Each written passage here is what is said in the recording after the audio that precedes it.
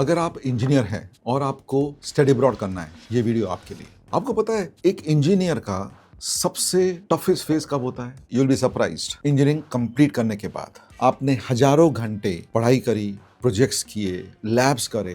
Complete होने के बाद आपके नेक्स्ट डोर अंकल, आपके रिलेटिव, चाचा, मामा पूछ रहे हैं बेटा अब क्या? अब ये फेज टफेस्ट क्यों होता है? टफेस्ट इसलिए होता है कि आपको आगे क्या करना ये पता नहीं, या आपके पास बहुत ऑप्शंस हैं। ज्यादा ऑप्शन होते हैं इंजीनियर के। यूजुअली 4 ऑप्शंस होते हैं एक्चुअली। जॉब, कैट का एग्जाम दो, यूपीसी का एग्जाम दो, या स्टडी अब्रॉड करने जाओ। अगर आप स्टडी अब्रॉड करना चाहते हैं तो आज मैं आपसे एक रोड मैप डिस्कस करूंगा जो आपको हेल्प करेगा in deciding your way for study abroad. So सबसे पहले अपन स्टेप नंबर 1 देखते हैं। भेड़ चाल बंद करो। Stop following the herd. The lesson here, don't just follow what others are doing. मेरे फ्रेंड ने MS किया यूएसए में, करने जा रहा है, आपके लिए सही? No, don't follow. हर एक स्टूडेंट का, हर एक आदमी का खुद का एक रास्ता होता है। आपको अपना खुद का रास्ता फाइंड आउट करना है। आप अगले 10 साल क्या करना चाहते हैं? क्या आपको अच्छा लगता है? क्या आपको दिल में ठीक लगता है? वो रास्ता आप चुनें। Example, core engineering, business analytics, finance, आपके पास इतने ऑप्शन हैं, आप बहुत ऑप्शन चूज कर सकते हैं, but do it scientifically, do it properly, do it with lot of research and don't follow the herd. अब अपन स्टेप नंबर 2 की तरफ देखते हैं, which is get to know the requirements. क्या रिक्वायरमेंट है यूनिवर्सिटी एडमिशंस की? उसको चेक करिए। बेसिकली लेसन क्या है? Know the rules of the game. आप कोई एक गेम खेलने जा रहे हैं, उसके रूल्स को मालूम कीजिए। अब यूनिवर्सिटी ने आपकी अगर इंजीनियरिंग डिग्री है, उनको कुछ फर्क नहीं पड़ता उससे, doesn't make a difference to them. वो क्या देखते हैं? पहली चीज वो आपका जीपीए देखेंगे। सेकेंड चीज वो आपका English level test IELTS TOEFL देखेंगे। तीसरी चीज वो आपका specialized entrance test like GRE GMAT वो देखेंगे। चौथी चीज वो आपके बारे में, आपके पोटेंशियल के बारे में देखना चाहेंगे। ये 4-5 स्टेप्स के बीच में वो अपना डिसीजन लेंगे कि आपको एडमिट करना है कि नहीं करना है। इसमें अब एक मैं ट्रुथ बॉम्ब आपको देता हूं, जितना जल्दी आप प्रिपेयर करेंगे उतना आपके लिए बेटर है। रिसर्च है शोन कि अगर आपने 9 महीने पहले भी तैयारी चालू की, ये सब किया, तो आप टॉप 10% एप्लीकेंट्स में आते हैं। ध्यान रखिए इसके बारे में। अगर आप 9 से 12 महीने पहले अपनी प्रिपरेशन चालू करते हैं, आप टॉप 10% एप्लीकेशंस में आते हैं। क्यों आते हैं? क्योंकि मोस्ट ऑफ लोग आराम से काम करते हैं, इसलिए आप टॉप 10 में आते हैं। और ये रिसर्च ने दिखाया है, हमारे बच्चे जिन्होंने भी 9 से 12 महीने पहले तैयारी चालू की और अप्लाई किया, they get the best admissions.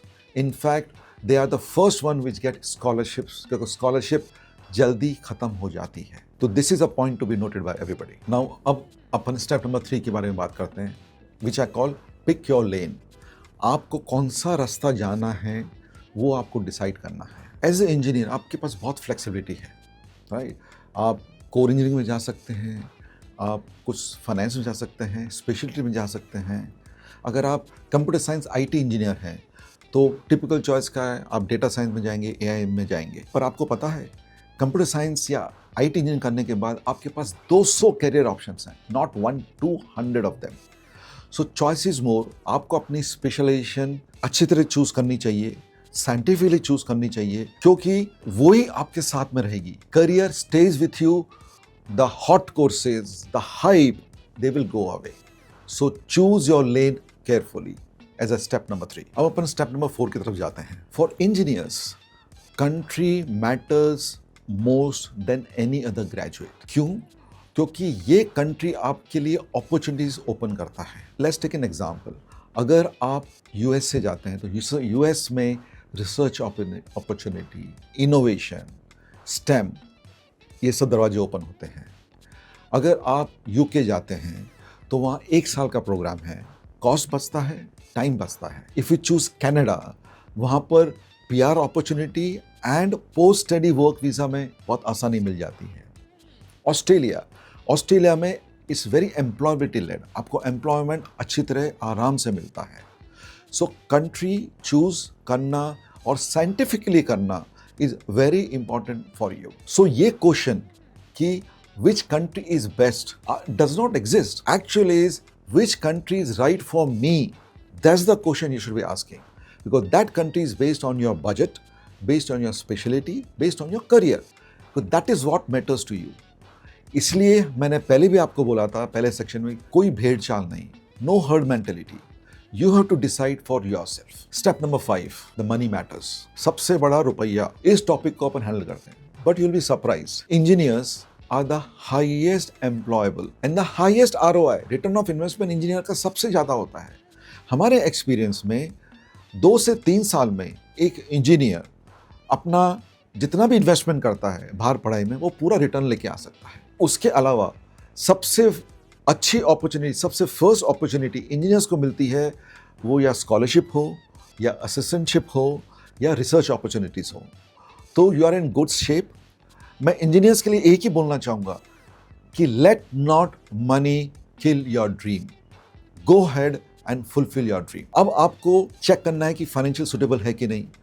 तो डिस्क्रिप्शन में मैं एक टूल का लिंक दे रहा हूँ, उसको आप ट्राई कीजिए. आपको अपना फाइनेंशियल रेडीनेस पता लग जाएगा, and then you can connect with my team who can help you out. So now let's discuss a quick small story. एक इंजीनियर मेरे पास आया, average score, and he was looking to go to USA, confused. So we helped scientifically reduce his confusion, brought it clarity, उसको prepare कराया, profile build up किया, apply किया. Now he is one of the very good UCs. He is doing his business analytics course. So what will you do? It was not luck, okay? It's not his GPA. It was preparedness. It was early thing. So early preparedness, clarity, all three helped him to get what he wanted in his life. So दोस्तों, study abroad एक खाली degree नहीं है, ये आपका future है. मैं भी इंजीनियर हूँ और आप बिलीव नहीं करेंगे, साल में मैं हंड्रेड्स ऑफ इंजीनियर्स को एडवाइस करता हूँ. उनको कंफ्यूजन है, पर they are in the best position for ROI, best position for employability. You should not be worrying, but what is required? Required is a clarity, required is a preparation, required is a method.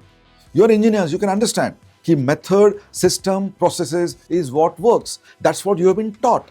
That's what I've been taught. So let's follow that and achieve our global dreams.